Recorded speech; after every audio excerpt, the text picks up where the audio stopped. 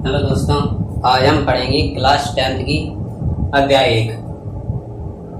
अध्याय 1 की शुरुआत में हमें यूक्लिड डिवीजन एल्गोरिथम के बारे में पढ़ाया जाता है। किस बारे में? यूक्लिड डिवीजन एल्गोरिथम के बारे में जान लेते हैं। पहले यूक्लिड डिवीजन एल्गोरिथम होता क्या है। ठीक,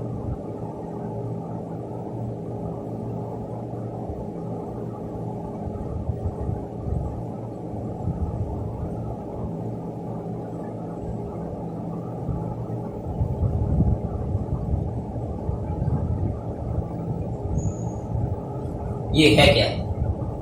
आज हम इसी को पढ़ेंगे। ठीक, और हम जानेंगे यूक्लिड डिवीजन एल्गोरिथम और प्रमेय में क्या अंतर होता है। ज़्यादातर लोगों को इन दोनों में ही समझ में नहीं आता कि ये दोनों हैं क्या। एल्गोरिथम की भी लगा रहता है, कहीं कहीं प्रमेय का भी लिखा रहता है। अब उस लोग समझ नहीं पाते कि प्रमेय का क्या है, एल्गोरिथम क्या है, और क्या ये दोनों लगभग सेम है या इन दोनों में थोड़ा सा अंतर है। तो आज की हम यही डिस्कस करेंगे। पहले जान लेते हैं यूक्लिड डिवीजन एल्गोरिथम क्या है। अगर मैं कहूँ तुमसे कि यूक्लिड डिवीजन एल्गोरिथम के बारे में तुमने हमसे पढ़ने से पहले भी पढ़ा है, मतलब क्लास 10th में आने से भी पहले पढ़ा है, तो तुम बात मानोगे मेरी? कुछ लोग मानेंगे, शायद ज़्यादातर लोग नहीं मानेंगे, क्योंकि उन्हें पता है कि क्लास 10th में ही मुझे मिला ये। इससे पहले तो मैंने कभी इसके बारे में सुना भी नहीं है। लेकिन मैं कहूँ कि तुमने ये शुरुआती कक्षाओं में, मतलब क्लास 1, 2 इतनी क्लास में ही पढ़ा है। अब तो कोई विश्वास नहीं करेगा, कहेगा हो ही नहीं सकता ऐसा। अब पढ़ा होता तो सभी पता होता, क्लास 10th में क्यों पढ़ा रहे फिर। ठीक, तो देखो पहले पढ़ लेते हैं एल्गोरिथम तुम्हें पढ़ा कैसे है। मैं बात कर रहा हूँ क्या हुआ सही है क्या गलत है, चलो देख लेते हैं। क्या तुमने छोटी क्लास में 7 बराबर 4 गुणा 3 4 + 3 नहीं पढ़ा है? पढ़ा ही होगा। ठीक, सभी ने पढ़ा होगा। अब इसका और इसका क्या कनेक्शन है, तो तुम्हें ये भी तुम सोच रहे होगे कि इन दोनों का एक दूसरे में से क्या कनेक्शन है। ये तो पढ़ा है मान लो मैंने, लेकिन ये दोनों एक दूसरे के बराबर तो है नहीं। क्या ये नहीं दोनों एक चीजें तो है नहीं? मैं कहूँ दोनों एक ही चीज है, तो बस दोनों इनमें थोड़ा इतना अंतर है कि तुम्हें ऐसे ही बस इस रूप में बदल लो।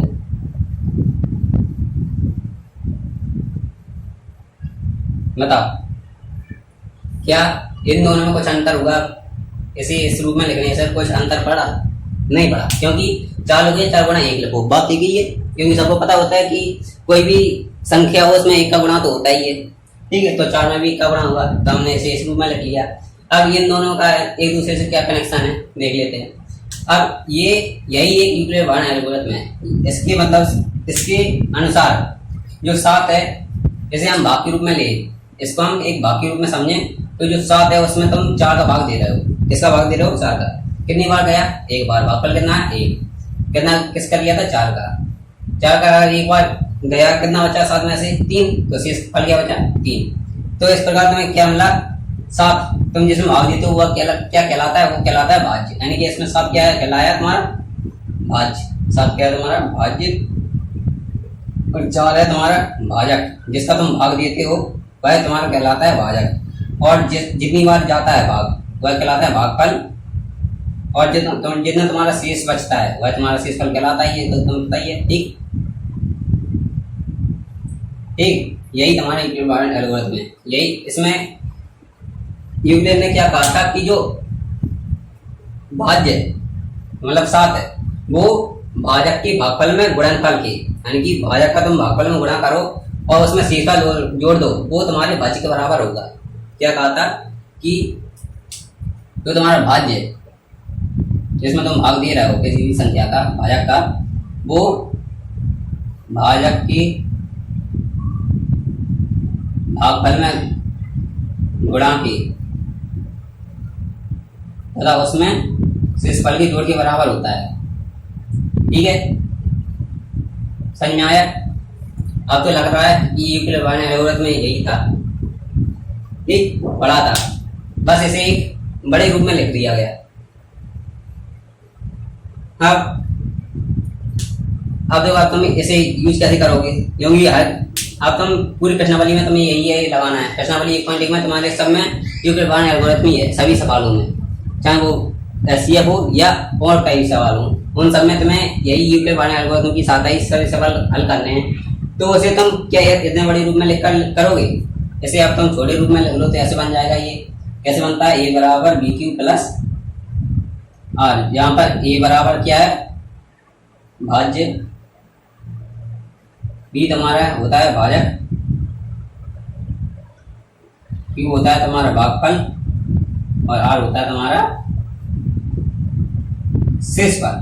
ठीक, आ गया है तुम्हारा शेषफल है। ठीक, जैसे तुम पूरे प्रश्नावली में इस रूप में हल करोगे, यानी इस रूप से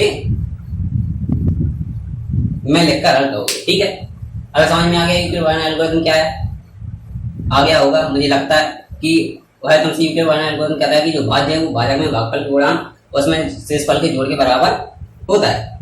ठीक है, अब इसी की सहायता से हम ये सवाल हल करोगे। अब जान लेते हैं कि यूक्लिड बार्न एल्गोरिथम और प्रमेयिका में क्या अंतर होता है। प्रमेयिका और एल्गोरिथम में, ठीक है, ये इतना समझ, चलो बने रहने दो, इसे भी लिख दे रहा है, मिला गया।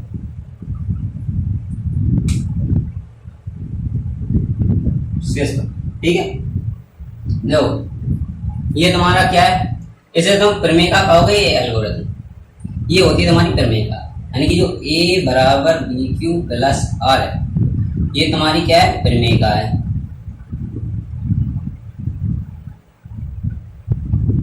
प्रमेय होता है उसका फॉर्मूला के रूप में रूपांतरण, प्रमेयिका कहलाता है। ठीक है, अब एल्गोरिथम क्या है? एल्गोरिथम एक प्रमेयिका को हल करने की पूरी प्रक्रिया होती है। प्रमेयिका की सहायता से जो यूक्लिड बार्न प्रमेयिका है उसकी सहायता से जो तुम एससीएफ, इसका पूरा हल तुम्हारा एससीएफ में होगा, इसकी सहायता से तुम एससीएफ ज्ञात करोगे या अन्य सवाल हल करोगे। तो जो तुम एससीएफ ज्ञात करते हो, जैसे कि मान लो हम तुम्हें एक उदाहरण के साथ समझाएं, जैसे तुमने 4 बराबर 3 7 बराबर 4 प्लस 3 किए, इसमें मतलब मान लो तुम 4 और 7 और 4 का तुमने मान लो एससीएफ निकालना है, तो कैसे निकालोगे? पहले ऐसे रूप में लिखोगे तुम, भाज्य बराबर, अब तुम इसमें वैसे भाज्य कैसे चुनोगे? जो बड़ी संख्या होती है वह हमेशा भाज्य में आती है, मतलब 7 बड़ी है तो 7 होगी भाज्य, और जो छोटी है वह होते हैं भाजक। ठीक है, तो 7 क्या होगी तुम्हारी भाज्य और 4 हो गया भाजक। ठीक है, अब तुम्हें ये रूप मिल गया। अब इससे आगे कैसे बढ़ेंगे?